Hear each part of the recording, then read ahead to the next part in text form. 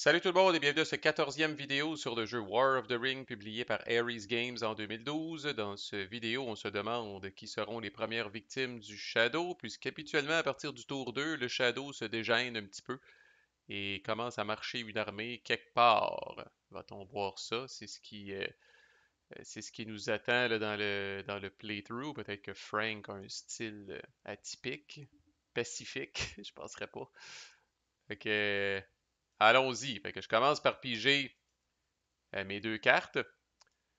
Euh, Moyen, je pige House of the Stewards.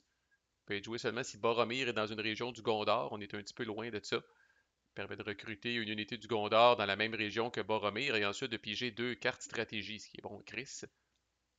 Les archers de Thranduil, par exemple, ça risque d'arriver plus court terme. Ils recrutent une unité elfique dans le Woodland Realm, mais ensuite on pige une carte stratégie. Rien à tout casser, mais c'est pas nécessairement mauvais non plus. Et le moment qu'on attend tous, la brasse des dés. Encore c'est aussi, j'ai pas à me plaindre. 2D character, un dé de Will of the West, puis une boule de cristal, ce qui est quand même très bon. Le Shadow lance maintenant 7 dés, en plus d'en avoir un dans la Hunt box. Et là, il pogne son premier œil, bravo. Se retrouve avec deux yeux dans la box, ce que je trouve à ce stade-ci de la game, moi, parfait. Par contre, c'est une drôle de brasse avec trois boules de cristal, deux characters, puis un muster. Aucun dé d'armée. Ce qui est un peu ce qui est un peu fucké, là, qu'il n'y aura pas beaucoup de déplacements d'armées. Curieusement, dans ce tour-là, quoi qu'il y ait des dés d'événements qui permettent de faire bouger des armées, on va voir.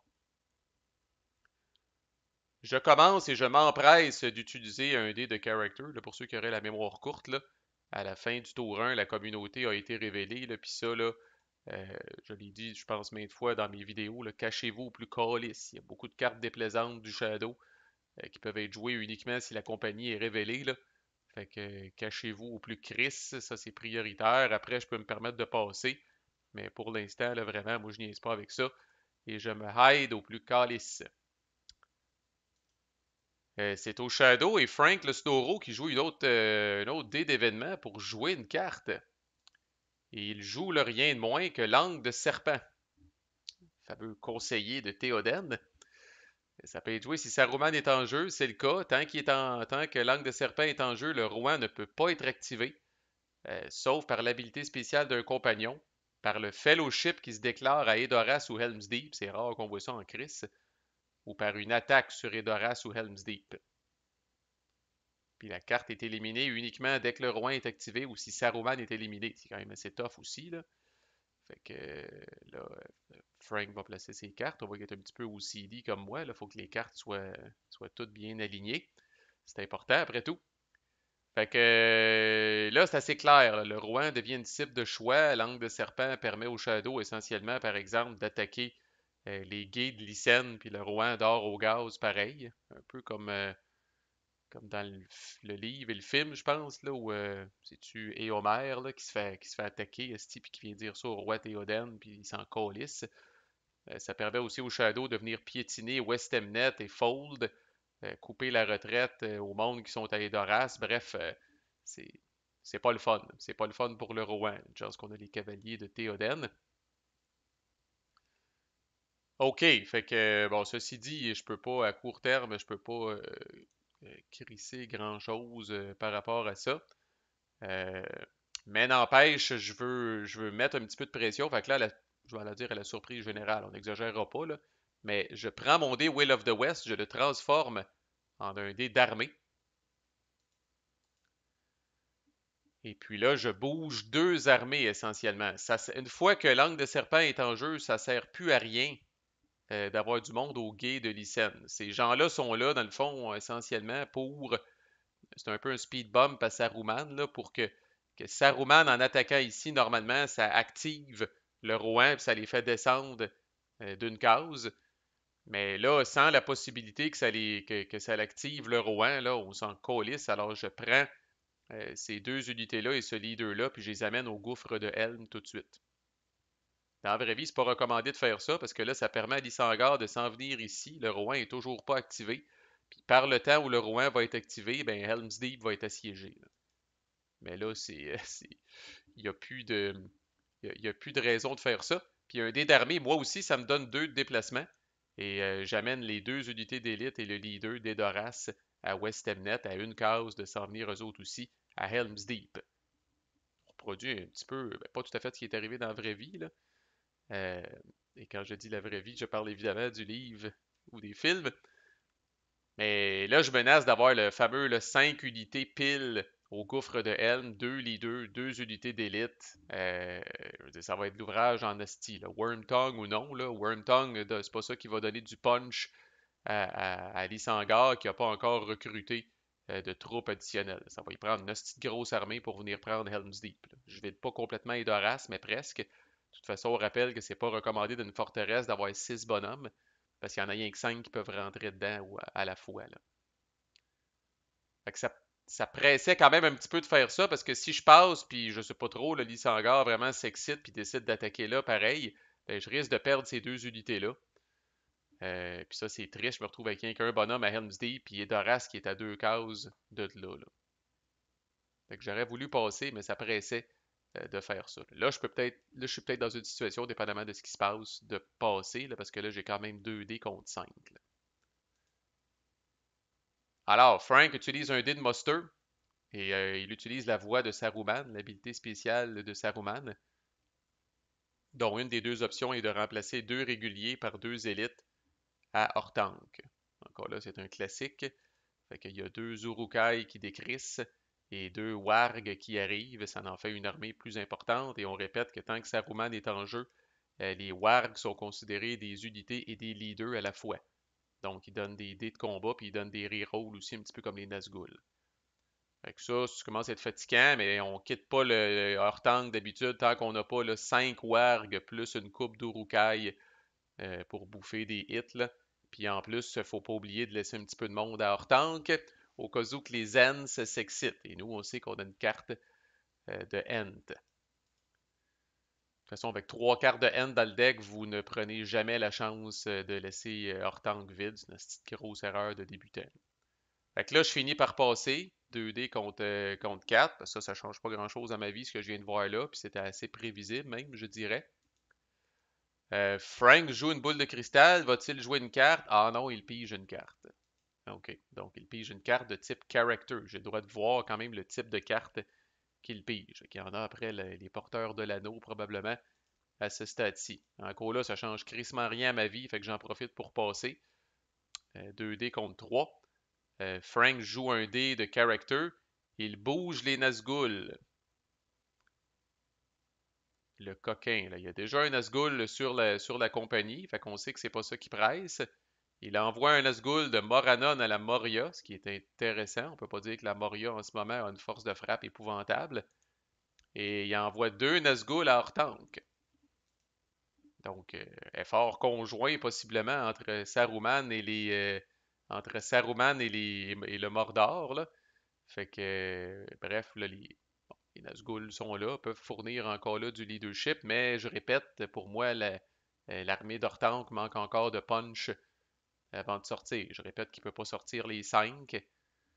C'est sûr, vous pouvez pousser votre lock avec les Ents tant que Gandalf le Blanc n'est pas en jeu et qu'il n'y a pas de compagnon à Fangorn, là. Mais bon, oubliez-les pas si vous faites ça. Ça revient à moi, je peux plus passer. Euh, Puis là, il y a un bout, vous allez voir un peu d'obscénité le log, là. Ça arrive, ça, des fois, on appelle ça oublier de partir le log en play by email. Ça va arriver, mettons, des fois, je vous donne un exemple, là, je m'installe à l'ordi, puis là, le souper est presque prêt, esti, puis je suis pas sûr que j'ai le temps de faire de quoi. Fait que là, j'écoute le log de Frank, puis là, à la fin, Vassal, qui est très poli, me demande, veux-tu partir ton propre log? Puis là, je dis, ah non, fuck off, je le pars pas, je jouerai pas tout de suite. Mais là, finalement, ah, le souper est pas prêt tout de suite. Fait que là, tu sais, notre cerveau pense que le log est parti, fait qu'on fait tout notre tour, on arrive pour saver le log, ah ben, câlisse, j'avais oublié de partir le log. Fait que là, c'est arrivé. Il faut bien qu'on soit à la TV pour que ça l'arrive, là. Fait que Frank me dit justement, là, comment on passe à la TV, là. Fait que euh, ce que j'avais utilisé dans le truc, là, puis là, je vais le refaire, je vais vous le refaire parce qu'encore là, c'était pas dans le log, là. Mais j'ai utilisé ma boule de cristal pour recruter, là, tu sais, utiliser la carte de Tranduil's Archers pour amener une unité d'élite elfique dans le Woodland Realm. Fait que j'ai fait ça ici. Je vais le reproduire pour vous autres. Puis il n'y a pas, tu sais, là vous allez, ah, Marco, c'est parce que le Woodland Realm est menacé? Pas vraiment. Tu sais, on fait ça des fois, on en profite, on a la carte Asti, puis on fait ça, là. Puis là, je rappelle que cette carte-là me permet de piger une carte stratégie. Mais on répète aussi que quand Gandalf est le guide de la compagnie, à chaque fois qu'on joue spécifiquement un dé boule de cristal pour jouer un événement, on peut repiger une carte de ce deck-là. Donc là, essentiellement, je joue cette carte-là et je pige 2 cartes stratégie après. Je me retrouve avec plus de cartes dans mes mains que j'en avais avant même de jouer la carte. C'est pour ça que Gandalf le gris, c'est un assez dilemme. On aime beaucoup le dé de plus que fournit Gandalf le blanc. On aime beaucoup l'habileté de guide de Gandalf le gris. Puis, tu sais, c'est pas un problème de garder Gandalf le gris à la tête de la compagnie. Là. Vous allez passer à travers votre deck hostie, dans le temps de le dire. Là. J'exagère un petit peu, là, mais bon. Fait que, fait que j'ai fait ça, j'ai pigé 2 cartes. Là, on les verra pas, vous les verrez pas tout de suite, là, mais là, tu sais, dans le fond, considérez que parce que là, le tour achève de toute façon, là, mais considérez que cette carte-là n'est plus dans ma main et que j'ai pigé 2 nouvelles cartes stratégie pour venir remplir ça. Là. Comme je dis, vous allez les voir au début du tour 3, là. Mais pour l'instant, on les voit pas parce que j'ai fucké up le log. Mais ça n'a pas d'importance parce que je ne jouerai pas ces cartes-là ce tour-ci. Là.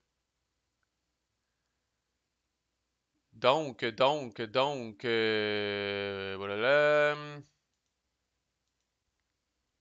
Ah oui, fait que là, Frank, lui aussi, a joué une boule de cristal. Il joue une carte, donc il joue Halforks and Goblin Man. Encore là, si Lysangar est en guerre, c'est le cas. Il peut recruter une unité de Lysangar dans une région où se trouve une armée du Shadow. Bizarre, où va-t-il faire ça? Et il fait ça à la Moria et il recrute rien de moins qu'un Warg à la Moria. Ce qui est relativement intéressant, c'est faire undo. Cette carte-là, elle est utile, c'est parce que là, bon, évidemment, c'est, le Mordor est pas en guerre, fait que Frank peut pas recruter des trolls comme il veut dans la Moria. Ceci dit, c'est pas dur d'amener le Mordor en guerre, ça prend juste un dé de muster. Mais normalement, l'utilité de cette carte-là, là, c'est de, c'est de sauver le cul du Shadow lors d'un siège qui est presque fini, mais que là, il commence à manquer de gaz. Parce que vous aurez remarqué que ça permet de recruter une unité dans une région, même pas besoin d'avoir une forteresse. Fait que, autrement dit, je mets ça à l'extrême. Il aurait pu avoir une armée du Shadow ici, dans les Grey Havens, qui est en train de faire un siège relativement difficile puis qui a besoin d'un petit peu de renfort. Puis cette carte-là peut être jouée, puis il y a une unité du Shadow qui peut popper ici. Là. C'est rare en Christ les cartes qui font ça. Fait que je dis pas que je questionne le move de faire apparaître l'unité déjà dans un stronghold d'une armée qui est comme pas impliquée à date en combat, mais oui, je fais un petit peu ça, puis je questionne un petit peu cette affaire-là. D'un autre côté, il semble avoir une volonté de créer quelque chose dans la Moria, puis de s'en aller quelque part. Bref. Il nous reste un dé chaque. Et là, vous aurez deviné qu'avec mon dernier dé de character, ben, je bouge la compagnie. Parce que quand même, 2 dés avec un reroll, c'est pas la fin du monde. Je me rappelle pas c'est quoi les odds, là, mais tu sais, je pense que j'ai moins de 50% de chance de me faire pincer. Puis de toute façon, si vous chiez dans vos culottes quand il y a 2 yeux dans la handbox, là, vous bougerez pas souvent, là, calvaire. Fait qu'à un moment donné, il faut prendre, faut prendre un petit peu de chance. Fait que là, je bouge la compagnie, c'est 2 dés avec un reroll, succès sur un 6. C'est ce que j'écris dans le log. Les 2 premiers dés, je roule 3 et 1. Et avec le reroll, je roule un 2. Fait que safe en masse. On bouge ça ici. Puis ça va me permettre au prochain tour de me déclarer probablement au Old Ford. Puis encore là, de forcer Frank à peut-être flober un dé de character s'il tient absolument à ce que c'est Nazgûl me colle au cul. Là. Fait que dernier dé du tour, finalement, qui est un dé character de Frank. Il va bouger une armée qui contient des leaders. Et il s'en vient avec son armée Corlys dans les gués de Lycène. À ma grande surprise. Je suis bouche bée. Fait que ça, là, c'est pas. Pourquoi je suis bouche bée? Ça, c'est pas suffisant pour prendre le gouffre. Ben, c'est peut-être suffisant pour prendre le gouffre de Helm tel qu'il est ici, mais c'est certainement pas suffisant pour prendre le gouffre de Helm une fois que je vais avoir bougé 5 unités d'élite puis un autre leader. Ces unités-là vont se faire manger. Puis je répète, comme Shadow, là, une fois que vous faites les valises puis vous partez, là, assurez-vous que vous n'avez pas oublié de bobettes ou de, tu sais, là, de paires de bas dans vos valises parce que c'est c'est très peu optimal. Tu sais, mettons qu'il arrive, il fait un siège à Helm's Deep, puis comme de fait, là, ça va pas bien, j'ai plus ce qu'il faut aussi pour attaquer. Puis là, qu'il est obligé de recruter d'autres unités ici, puis après ça, qu'il est obligé de les faire se déplacer ici. Là. Pendant ce temps-là, la compagnie avance, elle, sans relâche, vers le Mordor. Vous ne pouvez pas vous permettre là, d'envoyer du monde, checker comment ça va, puis j'avais pas envoyé assez de monde, puis d'envoyer un petit peu plus de monde. Il faut se brancher au début. Fait que c'est un move qui est surprenant. D'autant que ça laisse pas tant de monde que ça, pareil, à Hortank. Si jamais, je suis pas rendu là, mais si jamais je joue une carte de End, en ce moment, j'ai une chance sur deux de tuer Saruman. Puis c'est, puis c'est ça, ce bout-là, c'est correct en ce moment, parce qu'il y a pas, j'ai pas ce qu'il faut.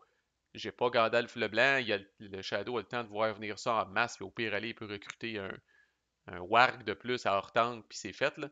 Puis il faut jamais oublier que les cartes de End, ils peuvent s'enchaîner une après l'autre. Si effectivement il y a un compagnon, je sais pas c'est quoi la condition là. Ta, ta, ta, ta. Ouais, si Gandalf le Blanc spécifiquement, c'est lui qui est à Fangorn ou qui est dans une région du Rohan, on peut immédiatement jouer une autre carte character. Fait que si vous avez les. C'est rare là, mais si vous avez les trois cartes de Ents en main, vous pouvez les jouer back à back. Fait que sans être parano, il faut respecter les odds aussi un petit peu. Là. Comme je dis, c'est assez faible que ça l'arrive. Il y a 24 cartes dans le deck après tout. Là. Mais normalement, pour être complètement safe, surtout quand la game avance puis qu'on est rendu à moitié, trois quarts de la game, là, ben, faut qu'Hortank soit capable d'encaisser quasiment 5-6 hits. C'est de l'ouvrage en esti, là. Une unité d'élite, c'est 2 hits, là. Fait que ça prend 3 wargs là, ou un warg puis un esti de paquet d'Urukai, là. Mais si on veut vraiment pas prendre de chance, là. Fait que voilà la situation à la fin du tour 2.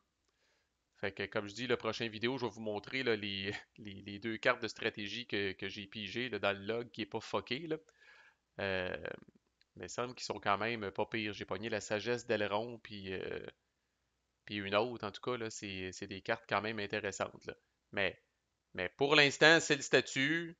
Euh, Ma priorité, évidemment, au début du tour 3. Ça, j'avoue, par exemple, ça peut être un gamble, mais en même temps, un dé character, un dé Will of the West, puis un dé d'armée me permet de bouger ces gens-là. Mon point, c'est que ma fucking priorité, ça c'est sûr, au début du prochain tour, là, c'est de prendre ces bonhommes-là et de les amener ici. Là. Protéger Helm's Deep proprement. Puis après ça, encore là, je vais voir bouger la compagnie puis tout ça. C'est ce qu'on verra pour la suite des choses. Mais voilà où j'en suis rendu dans mon épique duel avec Frank. Manquez pas la suite. À plus.